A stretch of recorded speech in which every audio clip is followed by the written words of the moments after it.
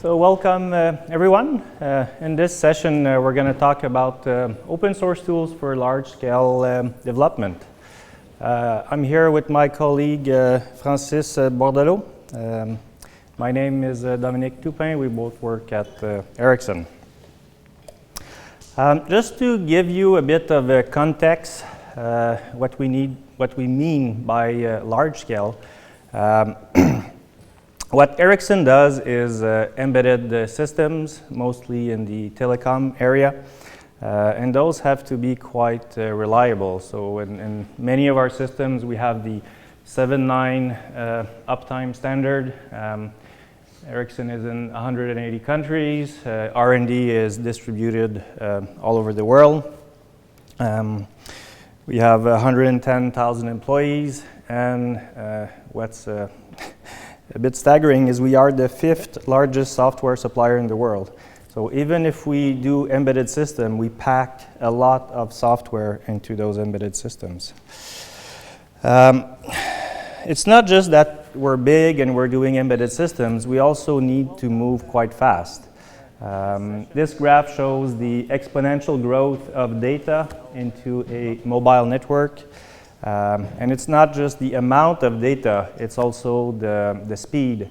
So now 3 years ago, they demonstrated 1.2 gigabits per second for LTE.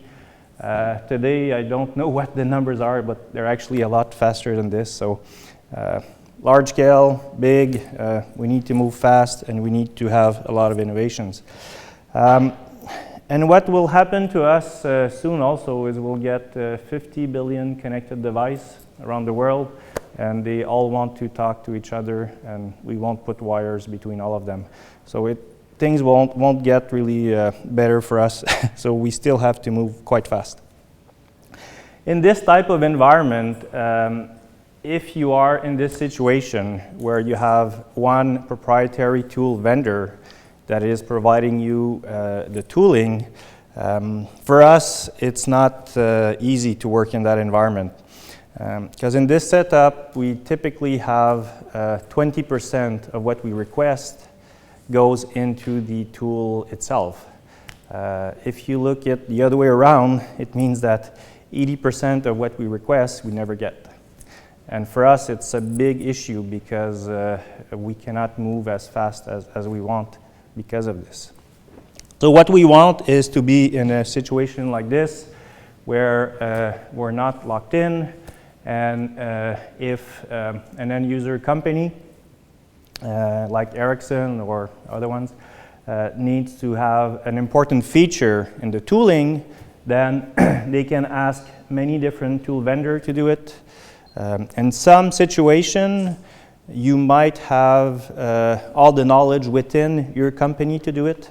Sometimes you need a lot of domain knowledge to be able to implement those things. In some cases, it might make sense that the end user companies also adds it directly to the open source tooling.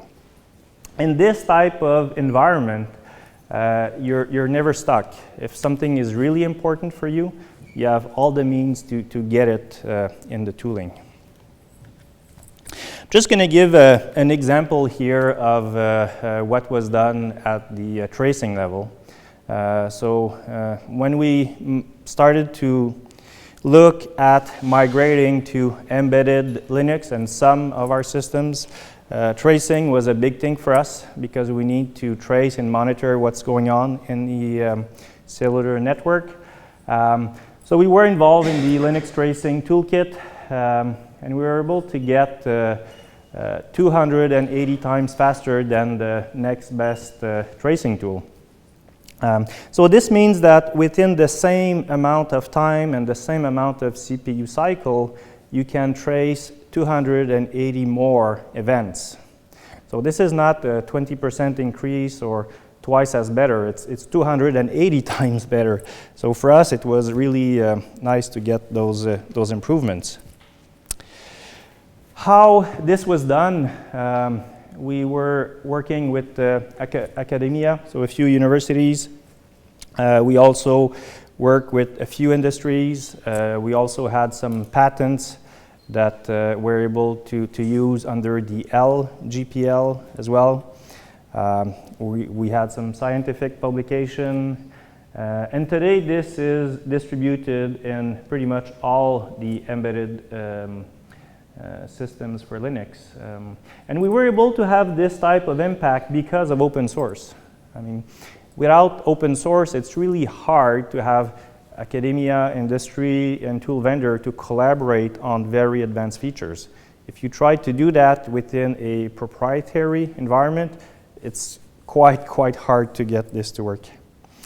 So this is in Linux today. We also have the viewer at Eclipse. And you have to keep in mind that the Ericsson involvement in this is, I mean, it's just, initially it was just like 2-3 people. So it's not Ericsson who did that, actually. We just provided a few information and a few input, and the rest we got by collaborating with others. We're not the only one who's doing that. If you look at the industry today, you have NASA, who did create the OpenStack.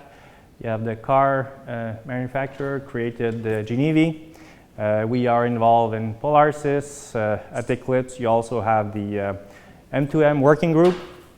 So today we are far from the 1980 where it was only a bunch of hackers in their basement doing open source. I mean, today you are able to have industrial end user companies who are driving those open source improvements.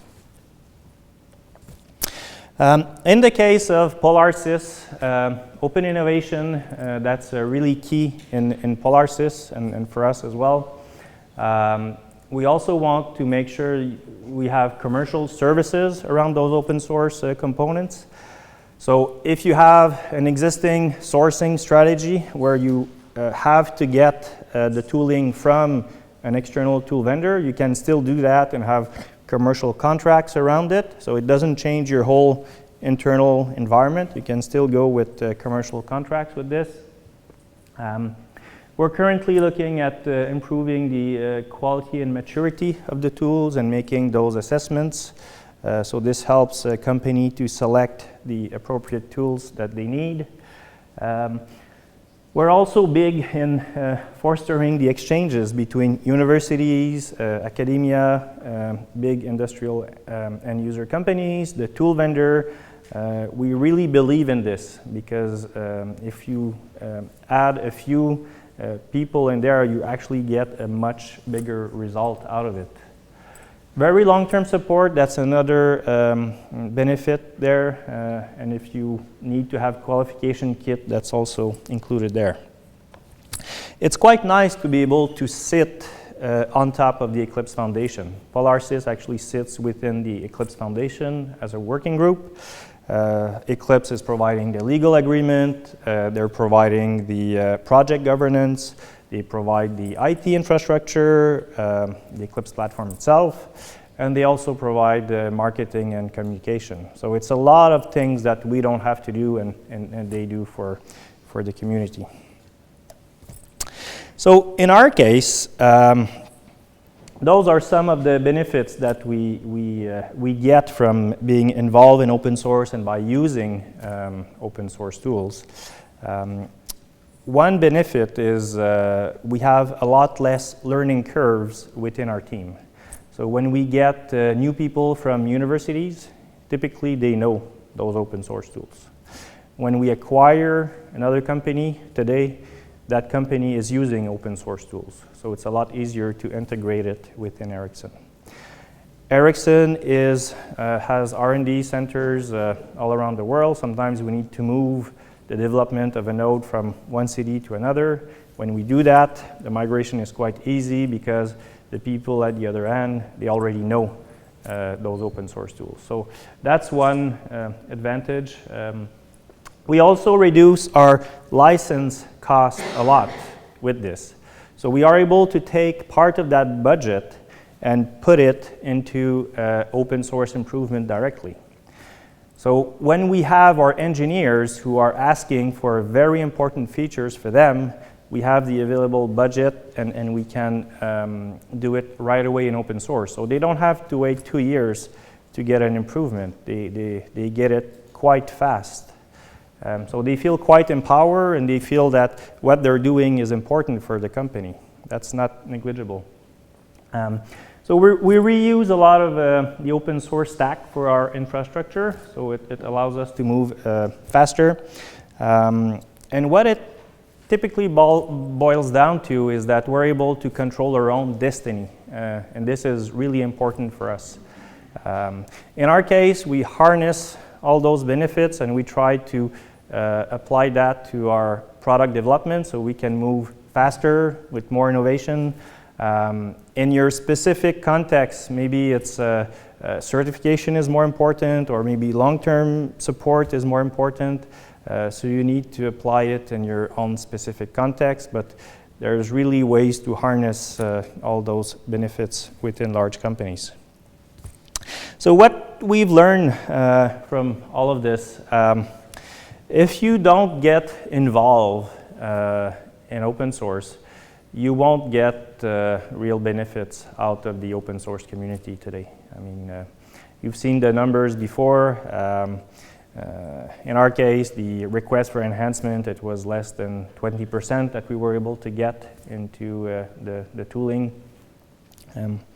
But if you get involved, it really works. I mean, if you look at Ericsson, we were not involved at all in Eclipse a few years ago. I mean, we had 0 committers, zero funding to improve open source tooling.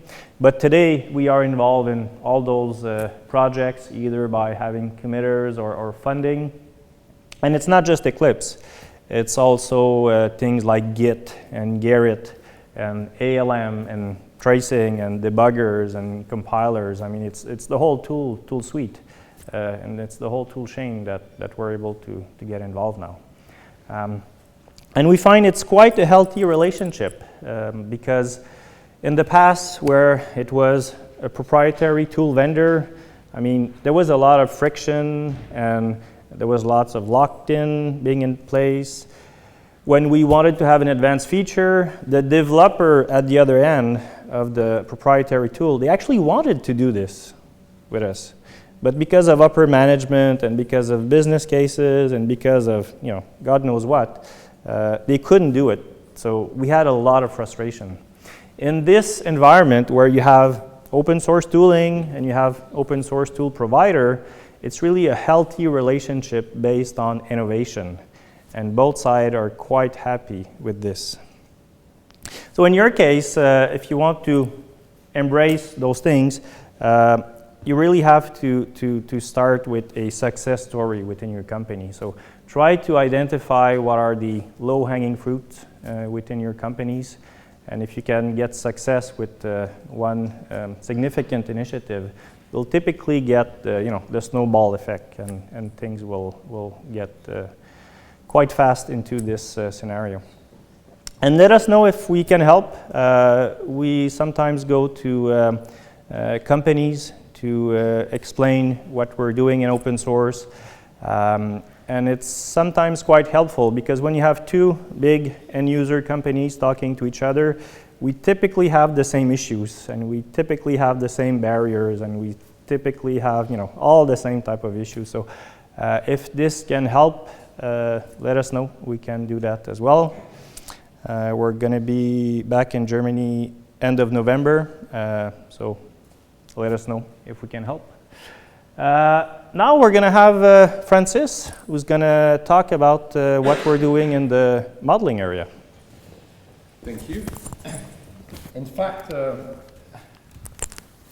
it's a very good point to start because in many ways, I came in Ericsson in May after essentially 8 years in academia and 10 years as an executive of small medium enterprise in the tooling business. And essentially, I can benefit of all of these lessons learned to actually take, some of the things in Ericsson to move forward, and as I said, benefit from this. What I'm focused on is the modeling tools, and in fact, Ericsson has quite a long tradition of using modeling tools. Modeling tools have been used in Ericsson since the 90s, where it was used at the core of the products. So, I mean, if you go back essentially, 16, 17 years ago, it was not quite mainstream to put your efforts and your belief in using a modeling tool to build a base station, where you're talking about millions of lines of code, a very complex system with different layers, and you're going to rely on this thing to generate the code and to do the whole work. Where most of the people were using rows, in fact, and they were struggling with doing some diagrams, and then you had people in the company going and code these things, and obviously you get a complete disconnect between what the system should be or is thought of to be and then what it is actually implemented. So in Ericsson, the modeling has been used for many different aspects for many years and has demonstrated the benefits concretely. I mean, there's some key statements that have been done, for example, by some VPs that says there's no way we could have developed this system without the appropriate modeling tools. I mean, no way. I mean, with small teams, with the knowledge that need to be distributed and shared and so on. At the same time, the modeling tools have led to frustrations. On one way, these tools have not evolved since the 90s. So we're still essentially using in the embedded space tools like Rhapsody or RSA-RTE, which we heavily use in Ericsson, or Bridgepoint, or any of the tools that are very good tools, but let's face it, they have not evolved. And one thing in particular, I think, is we moved away from the time where we could say, here's the tool, developers will adapt to it, that's it, right? So on one hand, we didn't get, in many cases, the level of productivity gain that we would have had expected. On the other hand, we created a lot of frustration on the development side that would say, for example, these tools are not made for me, right? And they don't work. If you're a C programmer that is developing code to get on a multi-core chip, and you have to use modeling, you may have an issue. It doesn't mean that the environment doesn't work, but it means that for your task, having to draw a diagram doesn't work. It doesn't mean that you cannot use modeling. There are many good examples, like an example of the technology that was demonstrated by Itemus yesterday actually is a quite good example of how you can have a textual representation of modeling. You have many things that you need to address, but ultimately the tools need to be adapted to the developers. And the tool have to make the job easier. Okay, so that's essentially our starting point in looking at this. And as Dominic was saying, we don't always get what we need from the tool vendor. So we want to move away essentially from being captive of what the tool vendors want to provide for us to innovate, to the point where we have something to say in what is going to be available to us. And in many ways, we do have a lot of expertise and experience with modeling tools, and we believe that we can contribute to their evolutions. So from that point of view, we've decided to bite the bullet.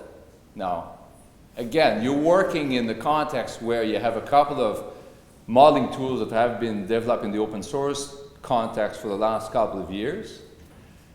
People there are doing a very good job, but you're still not at the industrial level that you need to deploy this thing to hundreds and thousands of people, because it's just that no one has addressed this aspect just yet. So what has been decided at Ericsson is to bite the bullet, move forward, and say, stop being frustrated, and let's move our investments toward building a solution that can actually suit us in the midterm and long term. This effort started last year. I'll talk about what we've done so far. But the key thing here is that we need to move forward. And if we want to move forward, there are two things we can do. We can wait and pray and hope that this will be done and then we can use it. We're already paying a lot of money to use these tools. Or we can say, wait a minute, as Dominic was saying, let's get involved now. It's going to cost, right? There's nothing for free here. So if you're hoping for a free ride, then you're going to take whatever is available whenever it's available. If you decide that this thing is important for you, then waiting for 3 years is way too long. You have to get there. Okay? And you don't want to wait until the products that you're using today are end of life, and then you have no choice but moving. Okay? And these things don't happen overnight. For us, in moving in this direction, the key requirements is that, as I said, being able to customize these tools is absolutely key. Provide the integration with other required development tools, because no matter what we try to do, no matter what we hope, it's not everything that is Eclipse, it's not everything that is UML, it's not everything that is graphical in terms of modeling, so we need to be able to integrate. We need, in some cases, to have to protect our own IPs. If we're going to have code generators for a specific multi-core chip or things like that, then it's our own. It's maybe of no interest to anybody else, and we need to protect it. On the other hand, the thing that we've done that is very important when we're talking about investment, Ericsson is investing significant amount of money in the industrialization of those tools. We're keeping nothing as proprietary at this moment. Okay, so, I mean, there's always a tendency of people to say, you know, we're going to use open source, we're going to pay for it, but we should keep it. Right? In our case, we want to lead by example. Here we invested, can't get into numbers, but we invested a significant number of dollars.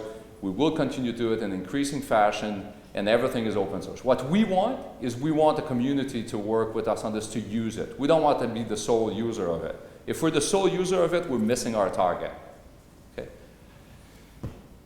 And as Dominic was saying, we want to have commercial support. I'll talk about this in a second.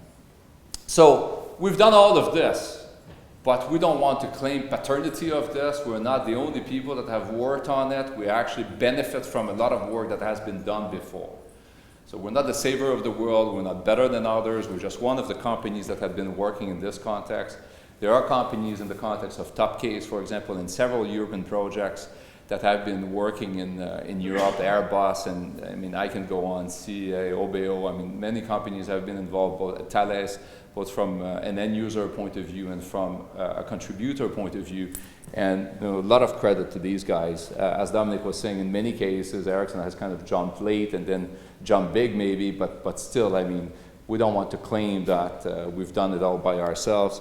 There's in particular the OPs project that was there for several years as a European project in which many companies were involved and contributed exactly to the same type of thing that Polarcis is contributing to.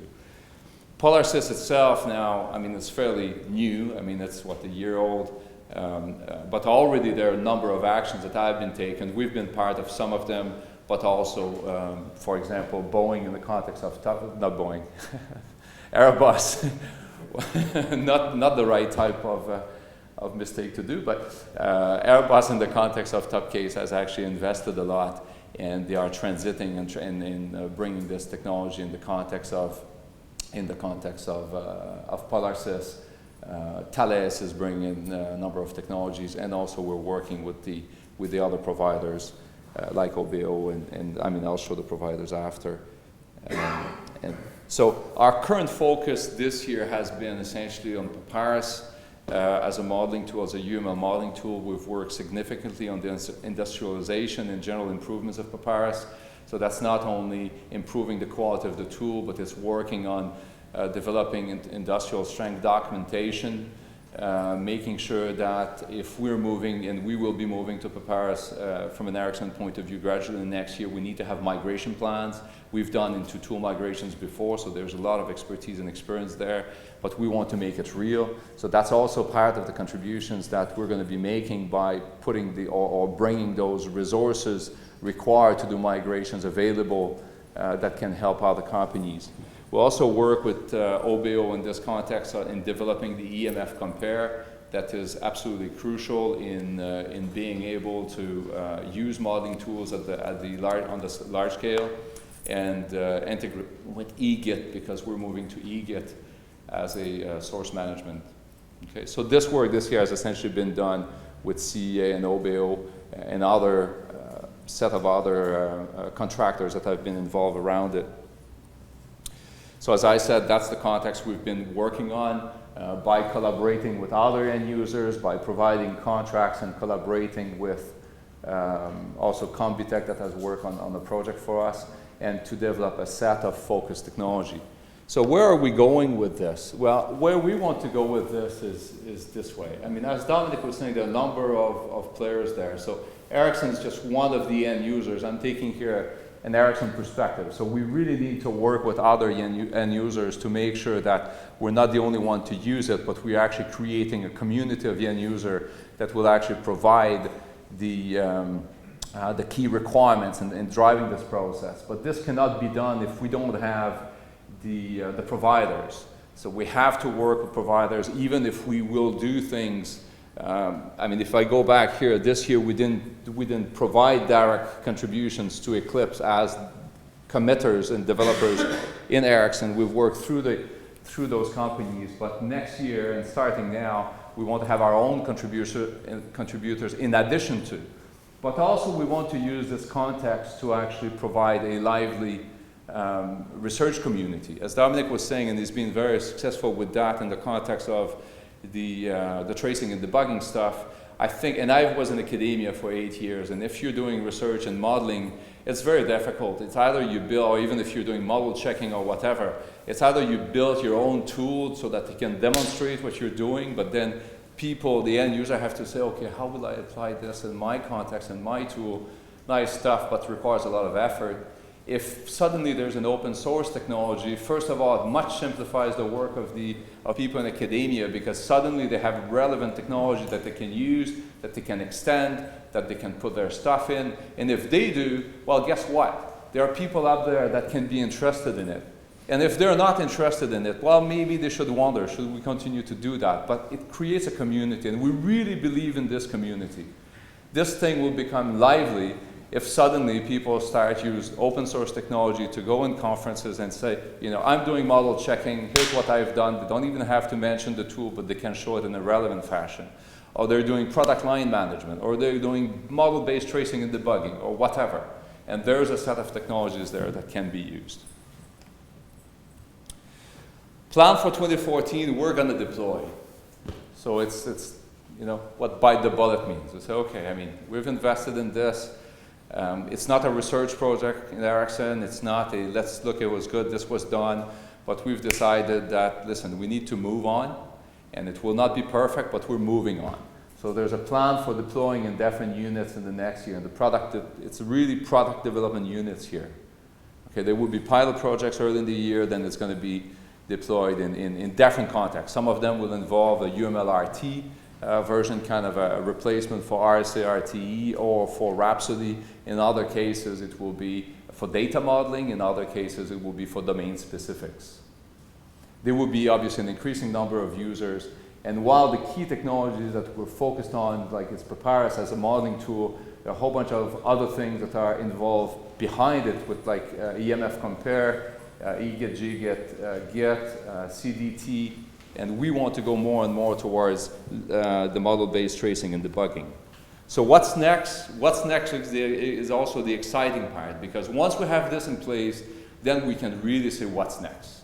All of the things that we wanted to do over the years, then we will be able to do it, or at least we'll have a chance to do it.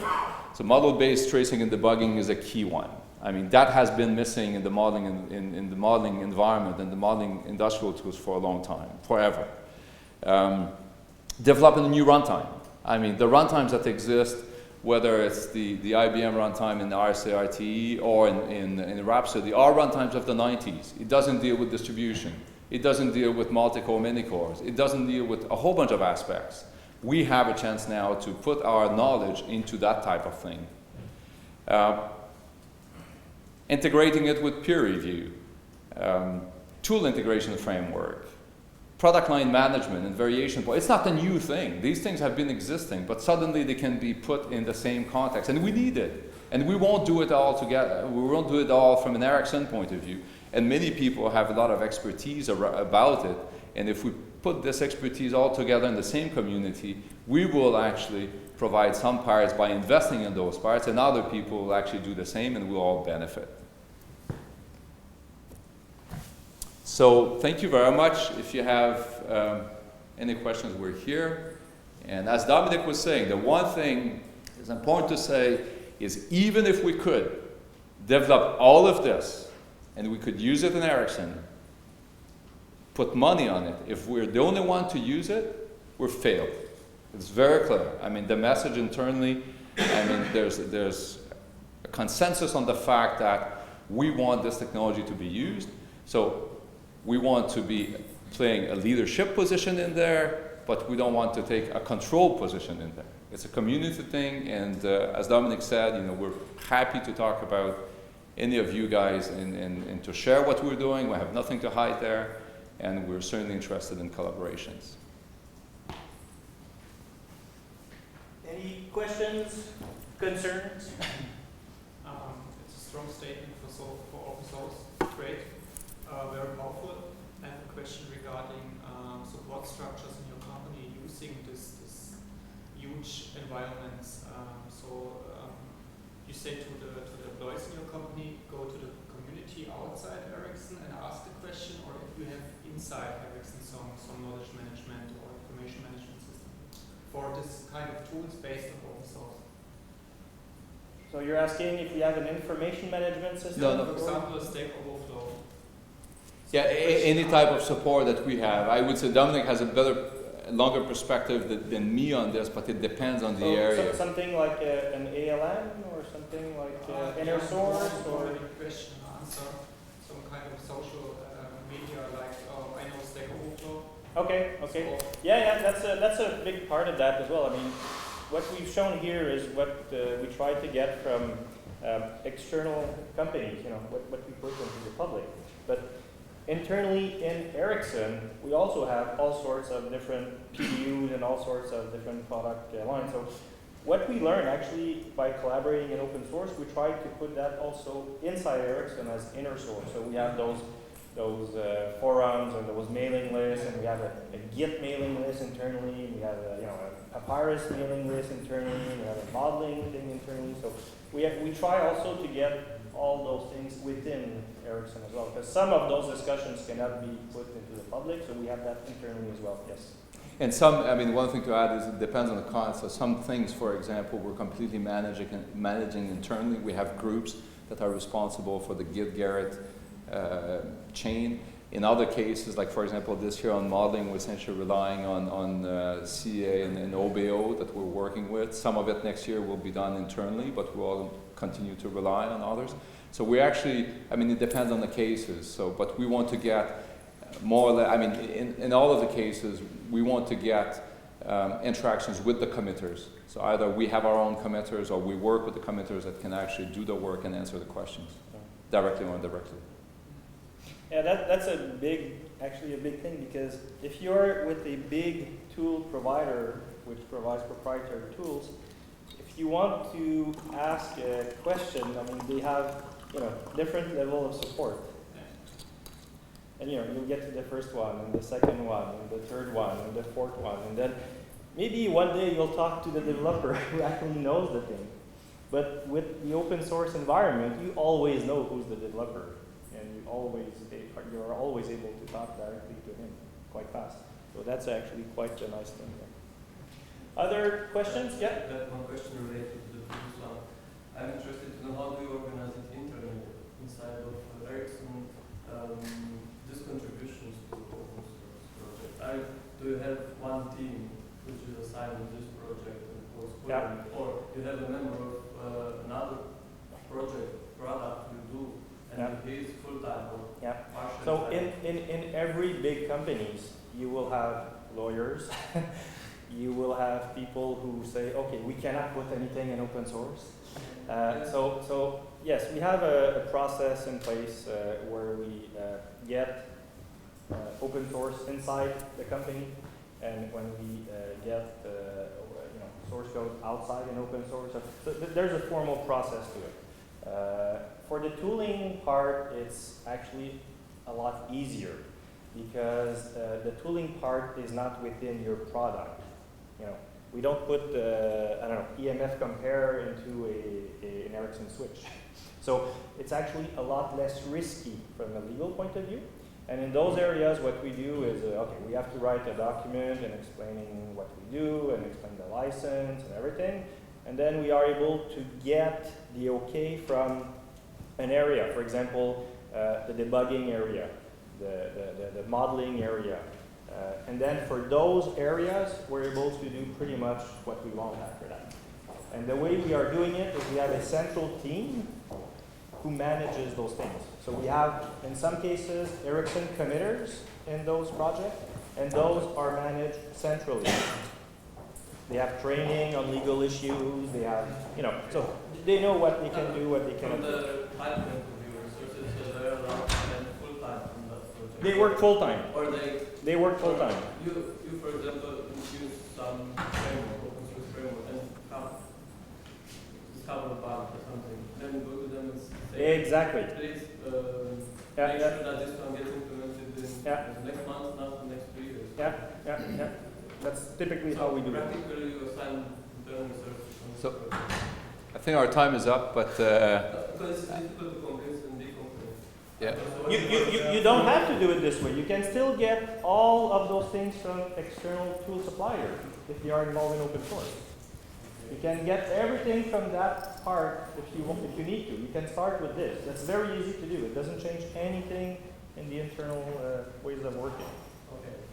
Let's stop here. We can continue the discussion. Anyone who's interested in continuing discussion,